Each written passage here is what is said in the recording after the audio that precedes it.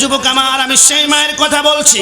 আল্লাহর হাবিবের সাহাবী আব্দুল্লাহ ইবনে ওমর বলে, আমি একদিন কাবার পাশে বসে রইলাম, আমি দেখলাম একজন যুবক তার মাকে কাঁধের মধ্যে করে কাবার চারপাশে তাওয়াফ করে, লাব্বাইক আল্লাহুম্মা লাব্বাইক লা শারীকা লাকা লাব্বাইক ইন্নাল হামদা ওয়ান নি'মাতা লাকা ওয়াল মুলকু লা শারীকা লাকা লাব্বাইক। যুবকটা 7টা চক্কর দেয়। দেখলাম আমি যুবকের কপাল থেকে ঘাম ঝরে, চোখের পানি প্রচন্ড পরিমাণে পড়ে, চোখগুলা লাল হয়ে গিয়েছে। আমি বুঝতে বাকি না, যুবকের প্রচন্ড কষ্ট হয়, কিন্তু তারপর যুবক তার মাকে কাঁধ থেকে নামাবে না, কদমটা জমিনে লাগতে দিবে না, মাকে কাঁধের মধ্যে করে করে তাওয়াফ করবে।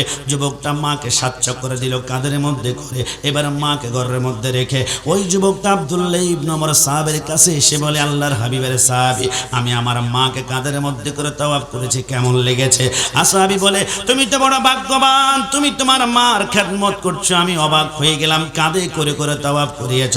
ওই যুবক বলে, সাহাবী, আপনি কি মনে করেছেন? জানি না, জানি না আপনি মনে করেছেন আমার মাকে আমি শুধু ওই কাবার চারপাশে 7টা চক্কর দিয়েছি? না, আমার মাকে কাঁধের মধ্যে করে ওই আমি আরাফার ময়দানে দাঁড়িয়েছিলাম, আমার মাকে কাঁধের মধ্যে করে আমি মিনায় মুজদালিফায় গিয়েছি, আমার মাকে কাঁধের মধ্যে করে আমি সাফা মারওয়ার মধ্যে সাই করেছি, একটা বারের জন্য আমার মার কদমটা আমি জমিনে লাগতে দেই নাই। সাহাবী চোখের পানিগুলা গড় গড় করে ছেড়ে দেয় আর ঘুগিয়ে ঘুগিয়ে কাঁদতে শুরু করলো। এবার সাহাবী যখন কাঁদে, ওই যুবক বলে, আপনি কি মনে করেছেন আমার মাকে কাঁধের মধ্যে করে শুধু বুঝি আমি একবার হজ করেছি? যুবকটা বলে, খোদার কসম, আজকের দিন পর্যন্ত আমার মাকে কাঁধের মধ্যে করে আমি 40টা বছর 40 বার মাকে আমি কাঁধে করে আমি হজ কমপ্লিট করিয়েছি, একটা বারের জন্য আমার মার কদমটা আমি জমিনে লাগতে দেই নাই। সাহাবী হাওমা করে কাঁদতে লাগলো, আল্লাহ, এটা কেমন যুবক, তার মাকে 40 বছর 40টা হজ করিয়েছে কাঁধের মধ্যে করে। গো আল্লাহ, এর যুবক তুমি কত ভাগ্যবান। এই কথা বলে মাটির মধ্যে শুধু গড়াগড়ি দেয়। হঠাৎ করে যুবক বলে, সাহাবী, আপনি তো বুঝেছেন আমি আমার মার সর্বোচ্চ দিয়ে আমি খেদমত করে যাচ্ছি, একটু বলুন না, আমার মাকে যে 40 বার কাঁধের মধ্যে করে আমি হজ করিয়েছি, একটা বারও কদম লাগতে দেই নাই, একটু বলুন না আমার মার হক কি আমি সম্পন্ন করতে পেরেছি কিনা? সাহাবীর চোখগুলো লাল হয়ে গেল। এই সাবধান, সাবধান যুবক, তুমি কি বলেছ? আর জবান দিয়ে বের করবে না, মার হক, মার হক, মার হক না, না, না, মার হক তো দূরের কথা।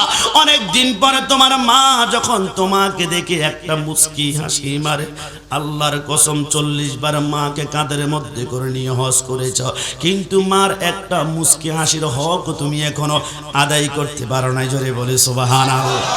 মায়ের কান্দন যাবত জীবন,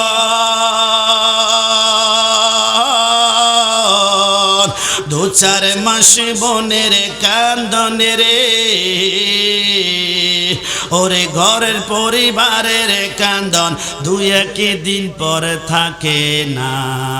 দুঃখের দরদি আমার জনম দুঃখী মা, গর্ভধারিণী মা, জনম দুঃখিনী মা, দুঃখের দরদি আমার 10 মাস 10 দিন ধরে গর্ভে দিছে ঠাই, রক্ত মাংস খাইয়া মায়ের ভবে আইলাম ভাই, ভূমিষ্ঠ হইয়া আমি উঠিলাম কান্দিয়া, শান্ত করিল মায়ের বুকের দুগ্ধ দিয়া, ল্যাংড়ায়া তোর কানা খোড়া হইলে পড়ে ছেলে, ভাষা বলে মায়ে তারে টান দিয়া লয় কোলে, পুত্র যদি কুপুত্র হয় মায়ে নাহি ফেলে, হাজার দোষ রাখিয়া গোপন মায়ে তারে পালে, হাতে পায়ে দেল মাইখামা দিল শক্ত করি, পসরা পায়খানায় আমি মায়ের কোলে করি, তবু না আমার রাগ করিল বিজল গোয়ে মতে, আমার শুকনায় রাখিয়া মায় থাকি বিজাতে অসুখ হলে দেখি চাইয়া,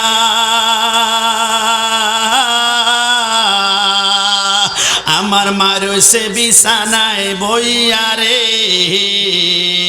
আল্লাহ আমায় তুমি যাও গো লইয়া, সন্তানের নিও না, দুঃখের দরদি আমার জনম দুঃখী মা, গর্ভধারিণী মা, জনম দুঃখিনী মা, দুঃখের দরদি আমার জনম দুঃখী মা।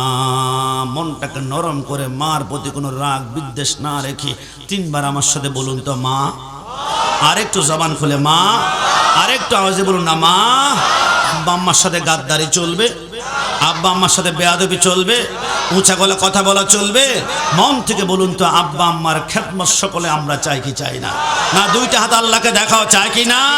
আমার রসুল কিয়ামতের ময়দানে রসুলের জবান একদিকে তামাম দুনিয়া, অন্যদিকে তামাম দুনিয়া যদি সাইক্লোন, সিডর, হারিকেন, নারিকেল আঘাত করে তছনছ হয়ে যায়, তাহলে রসুল্লাহর জবান জীবনে কোনোদিন পরিবর্তন হবে? আমার রসুল বলেছেন কিয়ামতের ময়দানে যে সন্তান আব্বা আম্মাকে রাজি করতে পেরেছে, আব্বা আম্মাকে খুশি করতে পেরেছে, আমি রসুল ওয়াদা করলাম কিয়ামতের ময়দানে আল্লাহ তার দিকে তাকিয়ে তাকিয়ে মুস্কি মুস্কি হাসবেন। কিয়ামতের ময়দানে আল্লাহ আপনার দিকে আমার দিকে তাকিয়ে মুস্কি হাসুক। আমরা সকলে চাই কিনা? 2 হাত তুলে একটা সমর্থন দেন, চাই কিনা? রব্বুল আলামিন সবাইকে আব্বা আম্মার খেদমত করার তৌফিক দান করে, সবাই বলি আমিন। ইয়া রাসূলুল্লাহ 2 নম্বর কি? যাদের দিকে তাকিয়ে আমার আল্লাহ মুস্কি মুস্কি হাসবেন, নবী এবার নিজেও মুস্কি হাসেন। আমার নবী বলে হুব্বি মুহাম্মাদিন সাল্লাল্লাহু আলাইহি ওয়াসাল্লাম ফি কলবি, যার অন্তরে আমি সরকার মদিনা সাল্লাল্লাহু আলাইহি ওয়াসাল্লাম যাররা পরিমাণ মোহাব্বত থাকবে, আমি রাসূল ওয়াদা করলাম কিয়ামতের ময়দানে আমার আল্লাহ তার দিকে তাকিয়ে মুস্কি হাসবেন। আমার মির্জাপুরের ভাইরা, আমি ছোট্ট একটা প্রশ্ন করতে চাই, জানতে চাই, যেই রসুলের মোহাব্বত অন্তরে থাকলে আল্লাহ আপনার দিকে আমার দিকে মুস্কি হাসবেন, ওই নবী কি কখনো আমার মতো হতে পারে? জবান খুলে বলুন পারে? নবীকে আমার মতো বলা যাবে না, কারণ নবীকে আমার মতো যারা বলবে এই যে বুঝতে হবে ওয়া উতুল্লিম বাদা যালিকা জানিম, আমার আল্লাহ তো কঠিন ভাবে বলেছেন, আমি সহজ ভাবে বলি। রসুলকে যেন আমার মতো বলবে, বুঝতে হবে এদের জন্মের এবং বংশের ভিতরে কোনো দোষ আছে, কথা বলো ঠিক না? কিন্তু আমার সরকারে মদিনার বংশের ভিতরে দোষ সারা জীবন চেষ্টা করে পারবে না। আদম থেকে শুরু করে রসুল্লাহর আব্বা আব্দুল্লাহ পর্যন্ত 52 জন পুরুষের মাধ্যমে নূরে মুহাম্মাদের ট্রান্সফারেশন হয়েছে।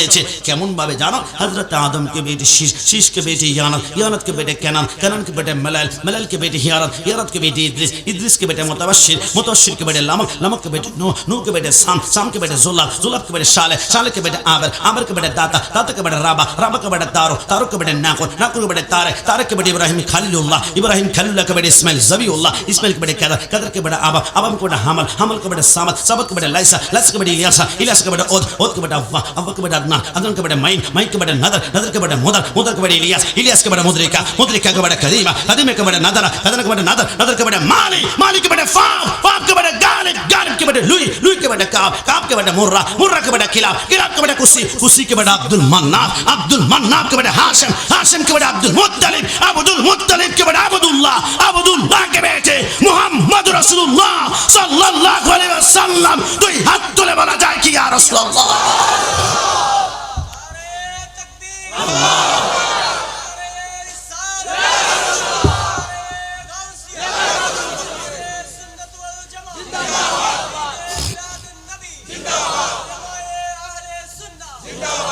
নবী ছাড়া কোনো উপায় নাই। আল্লাহর শপথ, কারণ অসংখ্য মন্দিরের পাশ দিয়ে যখন আপনি হাঁটবেন আপনি দেখবেন মন্দিরের ভিতরে আওয়াজ শোনা যায় ভগবান ভগবান ভগবান, আর চোখের পানি পড়ে হিন্দু ভাইয়ের। কি হিন্দু ভাই, ভগবান বলে এত চিৎকার করে কাকে ডাকা? চোখের পানি যে পড়ে, বলে ভগবান বলে আমি আল্লাহকে ডাকি। গো আল্লাহ, ভগবান বলে এত টাকা ডাকে, চোখের পানি পেলে আল্লাহ আপনি কি তো ডাকে? চোখের পানির দাম কেমন? আমার আল্লাহ বলে 1 পয়সার দাম নাই। ওগো আল্লাহ, বৌদ্ধরা প্রেগোডার মধ্যে গিয়ে কান্না করে ঈশ্বর ঈশ্বর ঈশ্বর। আল্লাহ ঈশ্বর বলো তো আপনি কি ডাকে? চোখের পানির কি দাম? আমার আল্লাহ বলে 1 পয়সার দাম নাই। ওগো আল্লাহ, খ্রিস্টানরা চার্চের মধ্যে গিয়ে কান্না করে গড গড গড। আল্লাহ গড বলো তো আপনি কে ডাকে? তো চোখের পানির কি দাম? আমার আল্লাহ বলে 1 পয়সার দাম না। বুঝলাম না আল্লাহ, হিন্দুরা ভগবান বলে আপনাকে ডাকে, বৌদ্ধরা ঈশ্বর বলে ডাকে, খ্রিস্টানরা গড বলে ডাকে, ডাকে তো আপনাকে। তো চোখের পানি আপনাকে ডাকার পরও দাম পাওয়া যায় না, তো কিভাবে ডাকলে যে চোখের পানির দাম পাওয়া যাবে একটু আমাদেরকে শিখিয়ে দিন না। আমার আল্লাহ বলে লা ইলাহা ইল্লাল্লাহ পর্যন্ত পড়ে সারা জীবন যদি চোখের পানি ছাড়ো কোনো কাজ হবে না, কোনো ফায়দা নাই, কোনো লাভ নাই। একটু সামনে আগাতে হবে। মুহাম্মদ রাসূলুল্লাহ সাল্লাল্লাহু আলাইহি ওয়াসাল্লাম, আমি আল্লাহর সাথে আমার বন্ধুর নাম না পোস্টার করার সময় নারায়ে তাকবীর লেখে বাংলাদেশ জিন্দাবাদ লেখা যাবে না। নারায়ে তাকবীরের পরে অবশ্যই অবশ্যই নারায়ে রিসালাত লিখতে হবে। আমি আল্লাহর সাথে আমার বন্ধুর নাম নিয়ে 1 ফোঁটা চোখের পানি যদি চোখ থেকে বের করতে পারো, আমি আল্লাহ ওয়াদা করলাম ওই 1 ফোঁটা চোখের পানি তোমাকে জাহান্নাম থেকে জান্নাতে নিয়ে যাবে। জোরে বলে সুবহানাল্লাহ।